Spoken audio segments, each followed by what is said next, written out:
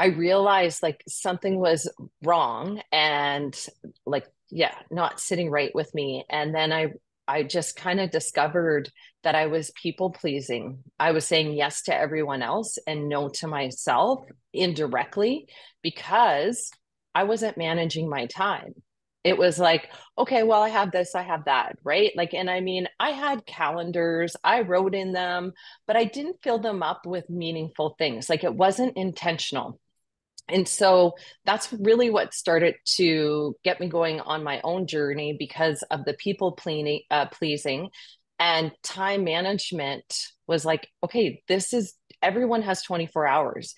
And at the end of the day and the end of the week, end of the month, I was feeling like something was missing. So I really stepped into what can I control? Well, I can control my time.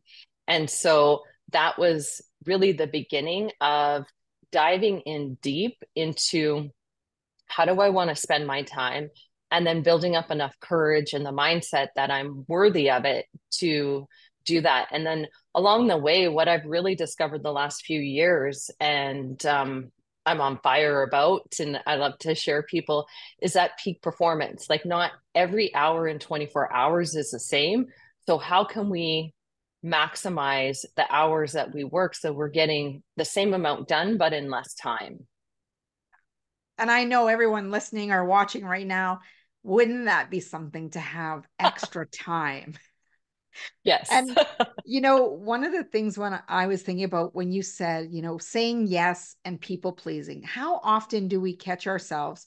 I was reading Shonda Rhimes' book, The Year to Yes. And I'm like, do we say yes to everything or saying yes to the things that might be scary Hmm. or yes to the things that might excite us to do something different? Tell us what the definite difference between saying yes to our calendars versus just anything that comes our way.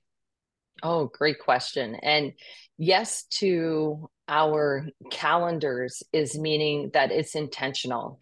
I share with all my clients, I said, this is intentional scheduling.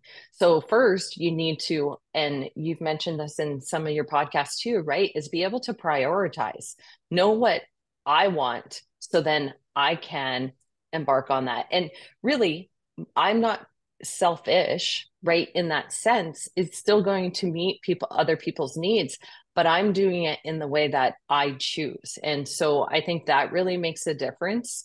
And people pleasing is saying yes to people, even though it's going to really, really inconvenience you. And I was just sharing with a client earlier today, like it sounds silly, but at one point, and I still do put in blocks of it, is that it would say in my calendar, spending time with Carson, who is my son. And someone looked at that and they're like, you got to schedule your son. You're so type A. And I'm like, no, you look at my calendar and you can see it's full. It is intentional that I am doing that. And people are like, oh, okay. And not my entire calendar isn't full of colored blocks. It's just I know I'm intentional on spending time with him during that time. I love that you say that because years ago I worked with a business coach and I was telling her that, oh my gosh, the kids are just asking for time. I said, where am I going to have more time? They're in the car with me. I'm driving them to this activity and this activity. And she says, no, you block them on the calendar so that they can see it. But the other thing that Mm, it does is shows they're just as important as every commitment you have on your calendar. yes. Yes. Yeah, it's Hmm. pretty I love powerful. It that. was a game changer for us to put it in the calendar. And Yeah. I love what you say that it's so much about intentional living, right? Because Hmm. when we talk about that, yes, and you were talking about the people pleasing, people think, well, yeah, I'm wanting to please them, but then we got to take a few steps back to say, what belief are you holding that you need to say yes, Hmm. right? I would love for you to share a little bit more about what is that belief that's being why we're saying yes. Well, for me, I can say that that's where I got my worth because if people were happy with me, then I felt like I contributed and I was worthy. Whereas now the shift is I know my worth. And if I'm saying no, that doesn't mean that I'm not as worthy.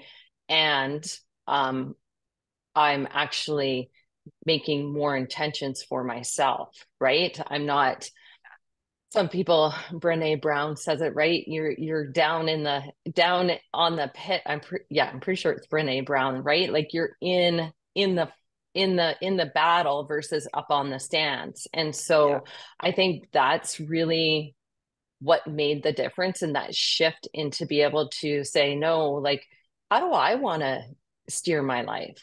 And that was the first step to recovering of being a people pleaser. Yeah. And for myself, just reflecting on that, I think there's times where there's parts where you say yes to, depending on the person, that there's parts where you feel obligated. And then there's Hmm. other parts where you're feel like guilt or shame for not saying yes, depending again on the person and how they respond to you when you do say no. You might turn into a yes suddenly. But I love how you say to stand in your worth, really stand in your worth and be able to say, no, this time is blocked off. Like if it was for your son, for example, Yes. Yeah. not available, you know. And that comes back to clarity, right? And knowing I know my values and I know what they look like. I know what they look like. I know what they feel like. And I know that at the end of the day, that is what is actually overall going to help me move forward. And definitely, I do this with some of my friends and my clients and we role play. So before I can kind of predict when situations are going to happen, that we role play it. So it's a little bit easier. Our bodies are familiar with saying no and being okay that we're going to say that. Do you feel that, or maybe you can explain a little bit more detail, that people feel when they're going against what they really want to do? They're saying yes, but they Hmm. really want to say no, that they actually feel it in their body if they pay attention. Yes, yeah, somatically for sure, right?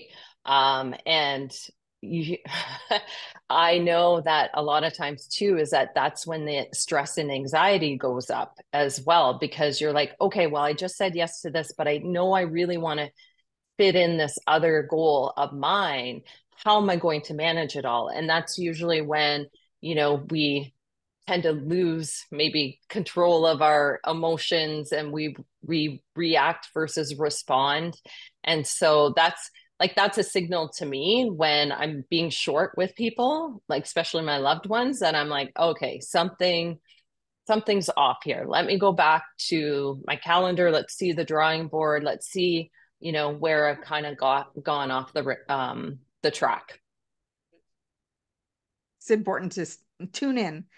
Yes. Can you walk us through what your personal daily routine for staying productive kind of looks like? Yeah. So my peak performance times, and that's one of the foundational offerings that I have, is identifying, creating a roadmap. So it's identifying the peak performance and collaboration. So mine is definitely like I'm usually up between 5 and 5:15 and I get my body moving for about 15 minutes. And the rest of the time till 8 o'clock is peak performance time. So I am working on any task, the tasks that are going to move me forward. And I call these they're powerless. So I have just two powerless items. I'm not a big to do person for the week. And so during those peak performance times, when I have that blocked off, I am working towards that power list goal that I have. And then I meet with clients throughout most of the day with meetings. And then again, I do a longer workout, usually around 5, and like weight bearing resistance because my body's more awake then. And then it's family time typically at the end of the day in itself. And yeah, a nightly walk for sure because I have a big labradoodle. So he gets his walks in with whoever wants to come along. Goes on a power list. So a power list are, I typically have three major things. Two are the mini goals for the week that are going to move you closer towards your bigger goal or goals, right? And so that, like this week, it is getting my October set out for social media. Okay. Scheduling, not doing all the social media, but having an idea when I'm going to be posting, what I'm going to be posting in there. And so that's what I'm going to be working during that peak performance time. And I'm in a course right now. So my other item is, and it's a lot on mindset shifting paradigms. So that I'm also working during my peak performance, like working on that lesson. And then I always believe in a wellness goal, and that can look many different things. But I know if you don't have your health, it doesn't matter how much wealth you have. So I really, incorporate that as well. So that's what's on the power list. The big Awesome, awesome. movers. Good. Yeah, the big movers. Yeah. Yeah, movers and the shakers. Yes. Yeah. So, what are some misconceptions that people have about productivity that you would like to debunk? Um, First, that the saying like I never have enough time. I like and because it's like we all have 24 hours. Like that is the fact.